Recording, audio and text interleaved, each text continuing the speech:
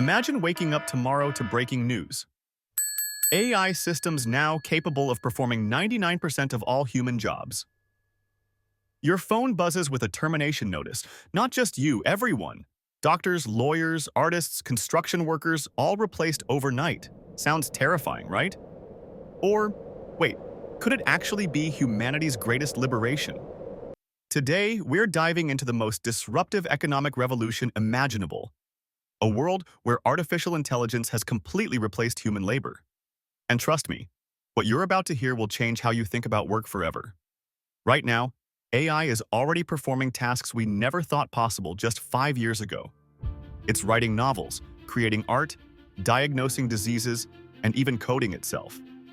But we're still in the shallow end of the AI revolution pool, and the deep end looks nothing like what most people expect. According to Oxford economists, 47% of current jobs are at high risk of automation within the next decade. But here's where it gets interesting. What happens when that number hits 70%, 90%, or essentially all jobs? Most people immediately envision catastrophe, mass unemployment, poverty, social collapse. And sure, if we simply yanked jobs away without changing our economic systems, that's exactly what we'd get. But here's the twist. Throughout history, technological revolutions have always created more jobs than they destroyed. The Industrial Revolution eliminated most agricultural jobs, but created factory work. Computers eliminated many clerical positions, but created an entire tech industry. So AI will just create new jobs too, right? Well, not exactly. Previous technologies replaced our physical labor or specific cognitive tasks. AI potentially replaces our entire decision-making capacity, our thinking itself. What happens when there's literally nothing humans can do better than machines? This brings us to a fascinating fork in the road: dystopia or utopia. Let's explore both. The dystopian path is obvious and terrifying. When corporations can replace human workers with AI that works 24/7, never complains, never takes vacation, and costs a fraction of human labor, shareholders will demand it. In our current economic system, this leads to wealth concentration on a scale we've never seen. The owners of AI would effectively own the entire economy. Billionaires would become trillionaires, while billions of people have no economic value in the marketplace. But wait, what if we took the other path? What if, instead of letting AI's benefits flow to a tiny elite, we restructured society to share the abundance? This brings us to what economists call post-scarcity economics. Imagine machines producing everything we need: food, housing, healthcare, entertainment, essentially for free. The cost of goods approaches zero as AI eliminates human labor costs. In this scenario, we could implement systems like universal basic income, where everyone receives enough to live comfortably regardless of employment. Sound like socialism?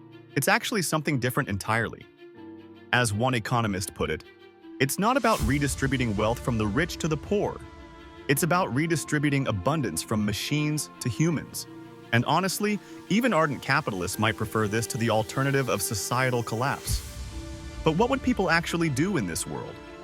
Without jobs defining our identities and structuring our days, wouldn't we just become useless, depressed couch potatoes? Here's where history offers a surprising lesson.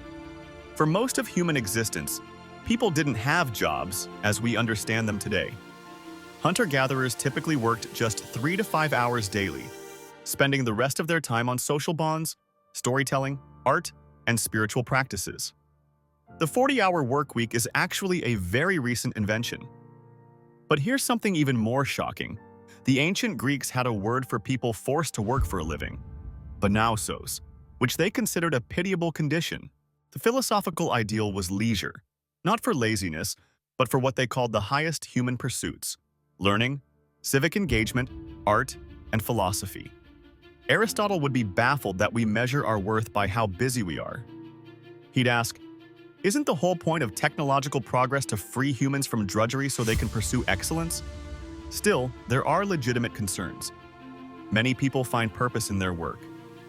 Depression rates are significantly higher among the unemployed. Without the structure of jobs, wouldn't society fall apart? Well, that depends on how we define work. Just because AI could perform all economically valuable labor doesn't mean humans would stop creating, building, and discovering. The difference? We do these things because we want to, not because we need a paycheck. Consider the open source software movement. Thousands of programmers create sophisticated tools for free simply because they enjoy solving problems. Wikipedia wasn't built by paid employees but by volunteers passionate about sharing knowledge. Parents don't raise children for money. They do it out of love. What happened next might shock you. When researchers studied communities with universal basic income experiments, people didn't stop working. They shifted to work they found meaningful: volunteering, caregiving, art, education, and local improvements. Unfinished participants said, "I didn't work less. I just stopped doing work I hated." But here's the most profound question. What makes us human in a world where AI can do everything better than us? Maybe the answer isn't economic productivity at all. Maybe it's our capacity for love, empathy, moral reasoning, and experiencing beauty. Things AI might simulate but never truly feel. Perhaps the ultimate purpose of creating thinking machines isn't to replace us but to free us. To let machines handle production while humans focus on connection, creation, and contemplation. Not a world without work, but a world where work becomes synonymous with what we find meaningful. The Renaissance happened when wealth from trade gave people time to pursue art and knowledge. AI could create a new renaissance on a global scale, not just for elites, but for everyone. So when you hear warnings about AI taking all our jobs, remember this isn't necessarily a dystopian threat. It could be humanity's greatest opportunity, if we're wise enough to build the social and economic systems to share the abundance.